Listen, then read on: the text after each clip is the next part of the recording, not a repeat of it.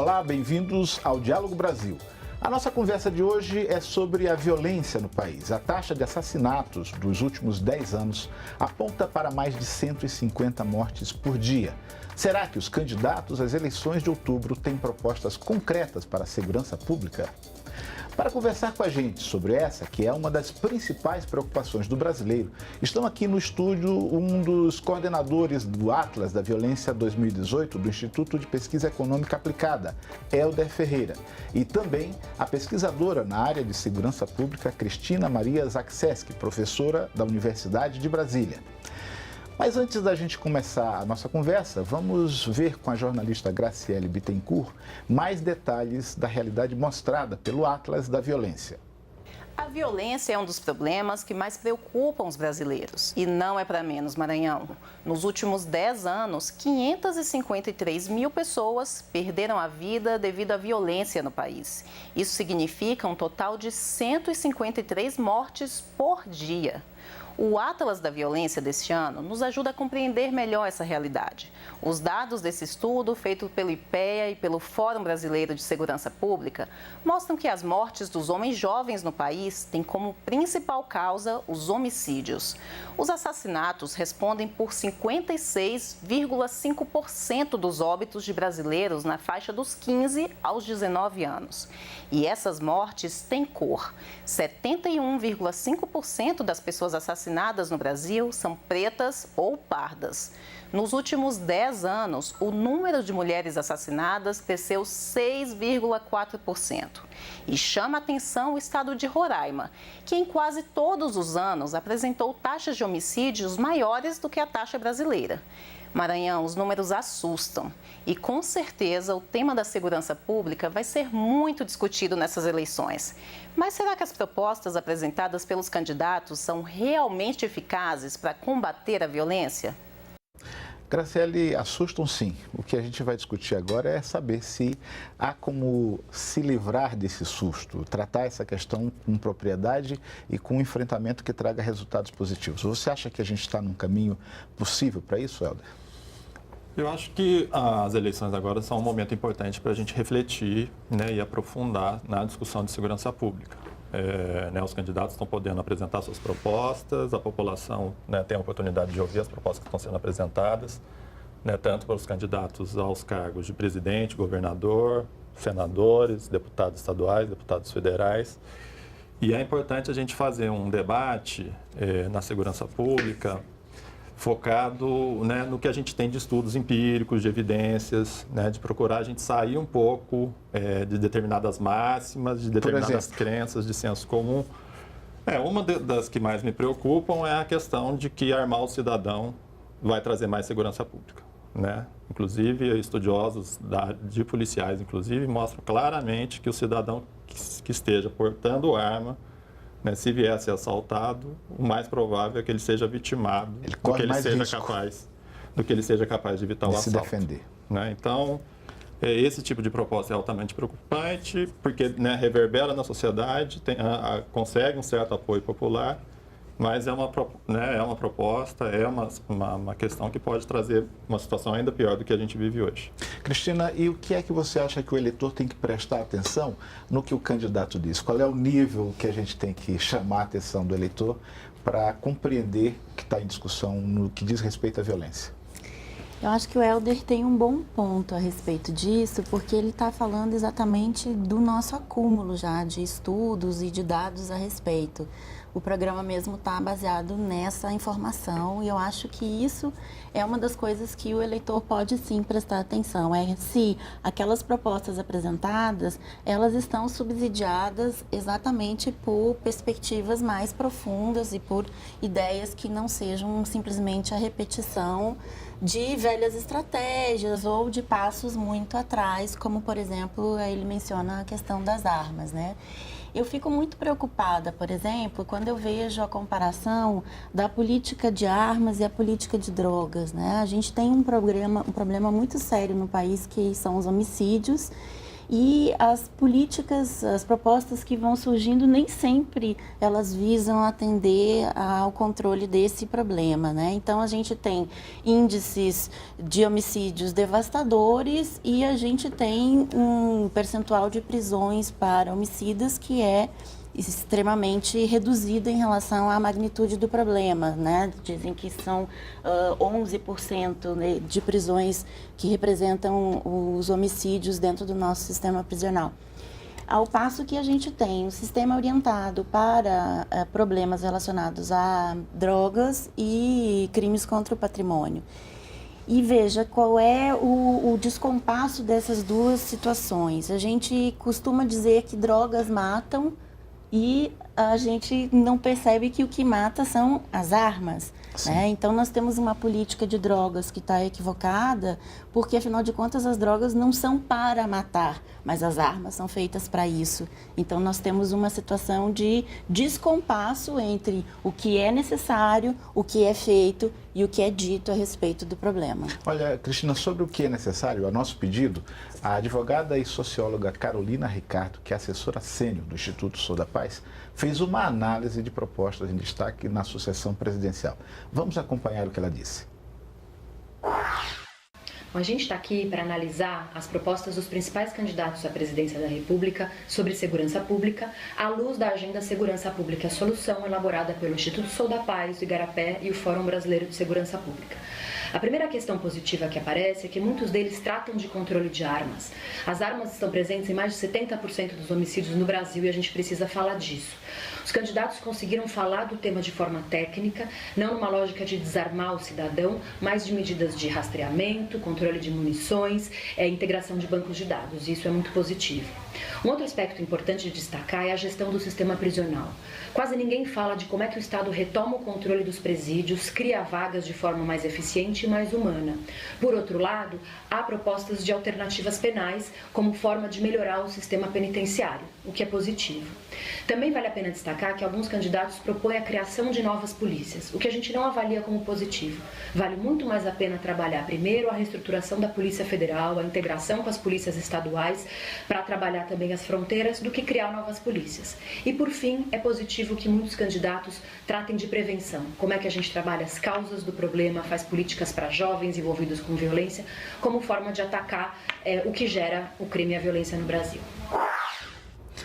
Helder, a Carolina trouxe questões que são essenciais, a Cristina já tinha falado sobre isso. Esse binômio armas e drogas estão no eixo dessa questão da violência no país, né? Você acha que ela está com razão nos pontos que ela aborda? Eu acho que sim, eu acho que ela destaca a importância das políticas de prevenção, né, que eu entendo que o sistema de justiça criminal nosso, ele está sobrecarregado, certo? Ele não consegue ter acesso, ter conhecimento da maioria dos crimes, né? Quando ele tem conhecimento, em muitos casos, não consegue investigá-los, quando investiga não consegue denunciá-los, quando denuncia não consegue condená-los, e após condenar não tem, né, uma política de reinserção social, né, de tratamento, de acolhimento aos presos e nem aos ingressos depois que saem das cadeias. Isso traduz um pouco essa falta de integração entre as polícias, é isso também? Sim, mas acho que no Brasil também a gente tem uma lógica, tem um senso comum, uma cultura de acreditar muito que o sistema de justiça criminal é capaz de resolver os nossos problemas.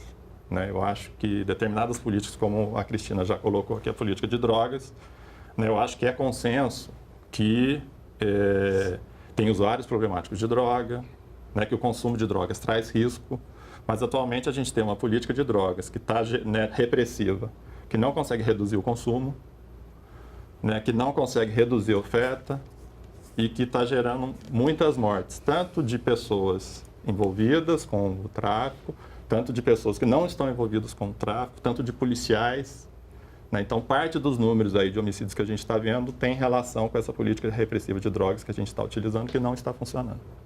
Cristina, e quando a gente se dá conta dessas falhas no trato dessa questão, por onde a gente deve seguir? Quem é que está falhando ou onde a gente está falhando no exercício dessa política? Então, eu vejo mais uma necessidade de uma revisão da política criminal de uma forma geral.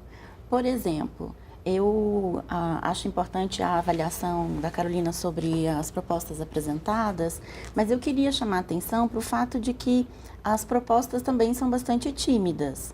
Eu acho que uma das questões que não está bastante explorada dentro das propostas que eu vi foi o fato da prisão ter que deixar de ter um protagonismo nessa esfera da política criminal, como é o que o Helder também estava colocando, né? Então, acho que falta um pouco de coragem dos candidatos para dizer exatamente que as políticas elas precisam ser pensadas em outras esferas, que as políticas elas também são interconectadas, ou seja, não é só a política de segurança de que nós estamos falando de pesquisa, nós estamos falando de esclarecimento, nós estamos falando de redução de danos, quando a gente fala sobre drogas, e a gente também, hoje em dia, já fala de redução de danos quando a gente fala da ação do sistema penal.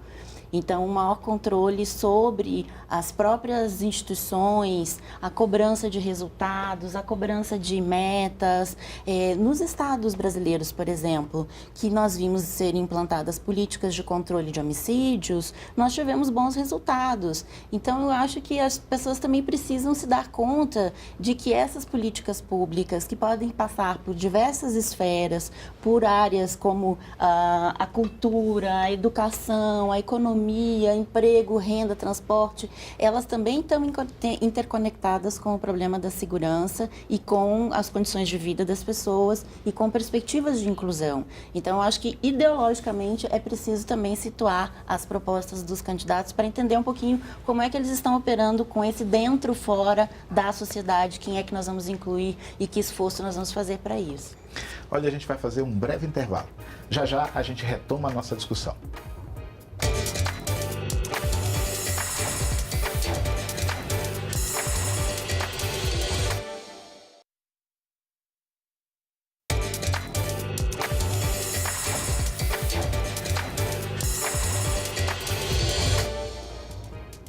O Diálogo Brasil está de volta com a nossa conversa sobre a violência no Brasil.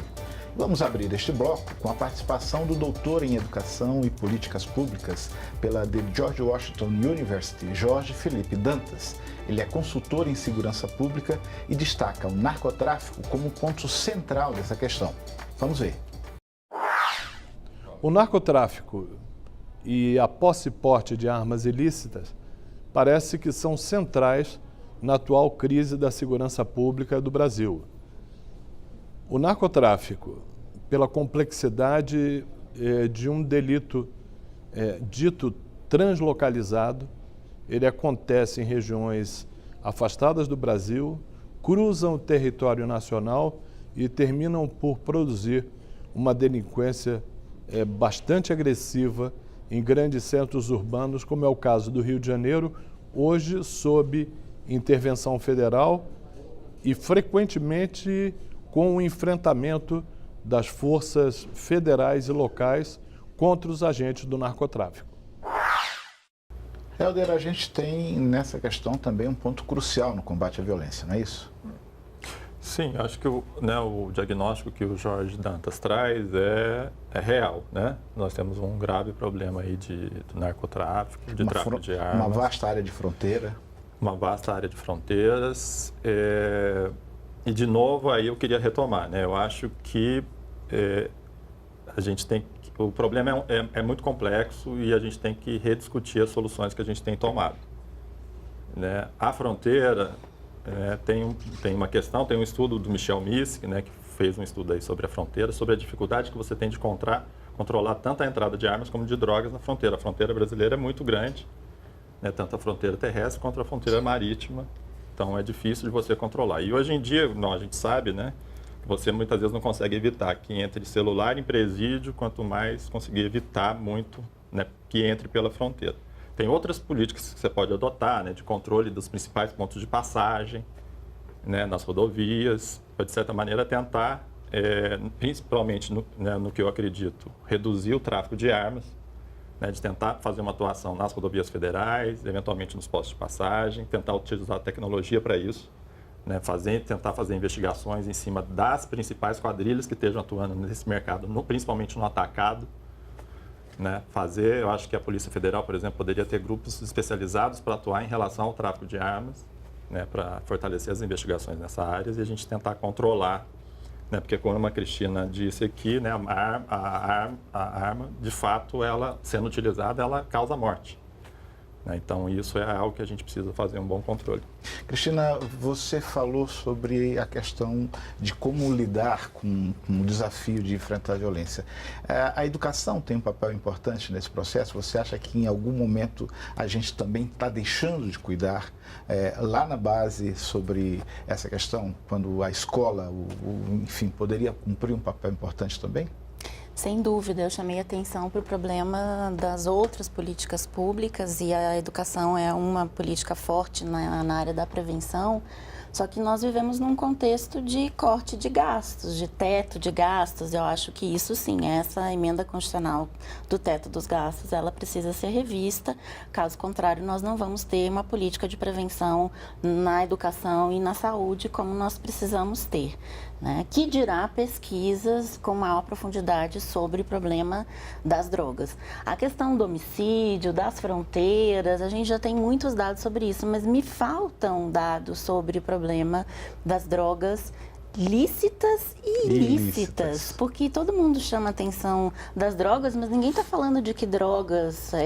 Sobre quais drogas nós estamos falando, não é isso? Então, assim, a gente sabe que na dinâmica criminal, especialmente do homicídio, muitas vezes está presente o álcool, mas as narrativas, elas vêm com drogas ilícitas e ela, na minha percepção, não está comprovada do ponto de vista da investigação mesmo. Então, assim, falar de narcotráfico já significa você trabalhar com uma categoria de drogas que são narcóticos, né? Então, a gente está pensando um pouco também na questão do transporte, da produção e dos mercados, que são essencialmente mercados violentos, como disse o Jorge Felipe Dantas, mas são violentos porque operam num mercado que é ilegal.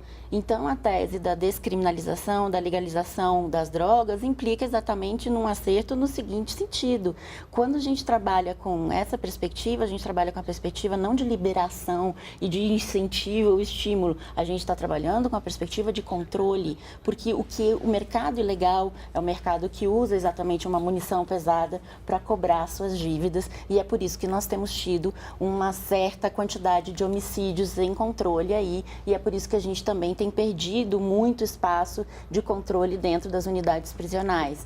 Então, nós estamos prendendo exatamente essas pessoas que estão relacionadas a um comércio ilegal. Pensar numa legalização desse comércio, pensar numa agência reguladora para isso, que na verdade até já existe, e que cuida de drogas mais pesadas como os agrotóxicos, por exemplo, é pensar em políticas de controle que não se escondam do problema e que tentem, de fato, identificar onde é que nós podemos melhorar o tratamento que a gente está dando a essa questão das drogas dentro da nossa realidade, que é um problema cotidiano e que acaba afetando a todos nós se a gente continuar, né, fazendo de conta que ele não existe. Desconsiderando. Exato. Cristina, a Anistia Internacional destaca o crescente assassinato de mulheres negras no Brasil. Nós vamos acompanhar o depoimento da diretora executiva da entidade no Brasil, que é a Jurema Werneck. Vamos ver o que ela diz. O mapa da violência anterior ao Atlas da Violência dizia que, na verdade, o assassinato de mulheres brancas havia caído quase 10% entre 2003 e 2013. Já tinha aumentado substantivamente, quase mais que 50% no mesmo período para as mulheres negras. O que é que está por trás disso? É preciso a gente reconhecer que o racismo tem alguma participação nesse fenômeno, tanto no fenômeno da produção das mortes, mas também na falha dos dispositivos criados a partir da Lei Maria da Penha para proteger a vida das mulheres. Então, o que a gente precisa fazer diante dessa situação? Precisa revisitar os mecanismos de prevenção de violência contra as mulheres e reconstituí-los ou melhorá-los desde a perspectiva do enfrentamento ao racismo e do racismo que atinge as mulheres negras. E ainda mais, ver os mecanismos de proteção da vida das mulheres, a Lei Maria da Penha e todos os mecanismos que ela traz, e tentar, de certa forma, customizá-los para a realidade das mulheres negras. Essa é uma outra variável importante nesse contexto de violência no país, né? Sim, no Atlas, né, a gente conseguiu perceber isso também, né, houve um aumento nos últimos, né, dos anos de 2006 a 2016 na taxa de homicídio das mulheres negras, enquanto houve uma queda na taxa de homicídio das mulheres brancas, né. Eu acho que ela já colocou, né, várias das questões aí, a questão do racismo, que é presente na sociedade brasileira, né, que afeta muitas vezes desde o trabalho na ponta de operadores da segurança pública, né, operadores do direito, né, acaba tendo um racismo que está impregnado na sociedade, na cultura, né, e que afeta inclusive a atuação aí dos operadores. E tem a questão também, inclusive, das próprias oportunidades que os negros, né, têm na sociedade brasileira. Como o racismo ainda opera, muitas vezes várias oportunidades vão sendo perdidas para eles participarem melhor no mercado de trabalho e conseguirem ascensão social, né, muitas vezes conforme os brancos conseguem, né? Então, acho que uma das coisas que precisa ser enfrentado no Brasil precisa ser, de fato, reconhecido o racismo, porque ainda há uma parcela da sociedade brasileira que se recusa a aceitar que existe racismo no Brasil, e precisa ser discutido nas escolas, né, fazendo um trabalho preventivo, para que a gente cada vez mais consiga ir mudando isso ano a ano. Cristina, você acha que esse é um momento oportuno para se discutir? Porque muitas dessas questões são tratadas no Congresso, no Legislativo, né? E a gente vai eleger também um novo Congresso. Você acha que esse é um momento oportuno para ficar atento a essa questão também? Esse é o momento para a gente discutir essas questões. E em relação à violência contra a mulher, várias propostas de candidatos eu já percebi que trazem as patrulhas Maria da Penha, uma série de políticas de prevenção e tal. Mas também nós estamos vendo um discurso de vários candidatos que afirmam que no problema das mulheres terem vencimentos inferiores aos homens não é uma questão em relação à qual eles deveriam intervir. Não é algo relevante. Exato. E o que a Jurema estava falando é exatamente a situação da desproteção das mulheres, e especialmente das mulheres negras. E isso tem a ver, sim, com a inserção no mercado de trabalho, com uma rede de proteção, com uma rede de solidariedade que permite a prevenção desse tipo de violência. O Estado não pode se furtar de discutir, de abordar essa questão, não é isso? Sem dúvida. Além do que, você veja que é preciso muita coragem para levantar de madrugada nesse país, ir para uma parada de ônibus, para tomar um transporte, para chegar no seu destino, sem ser vitimizado nesse trajeto, sem ser vitimizado na volta dentro da sua própria casa. Ou seja, são pessoas que têm muitas vezes condições de vulnerabilidade muito altas, e isso não só tem sido negligenciado na política, de uma forma geral, claro, alguns programas existentes, muito bem, mas também na literatura. No próprio universo acadêmico de pesquisa, o problema racial brasileiro, quando se trata de segurança pública, ele não tem um destaque, uma compreensão e uma proposição na dimensão que ele representa para o nosso campo, né, e a nossa realidade de violência. Olha, o nosso tempo está terminando, mas eu queria antes ouvir de você, Helder, a sua perspectiva com relação a esse momento. O que é que você imagina que seria bastante produtivo para o país se a gente estivesse agora nesse momento de eleição que a gente vai viver? Um tempinho curto de 1 minuto para você fazer um rápido raciocínio aí. Eu acho que é muito importante a gente aprofundar o debate, né?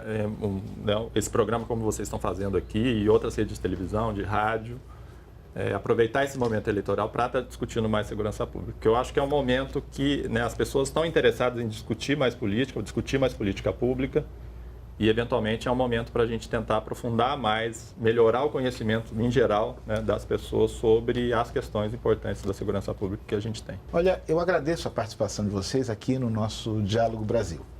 E se você quiser saber mais sobre o nosso programa, entre no site da TV Brasil. Eu te espero na segunda que vem, às 10h15 da noite. Até lá!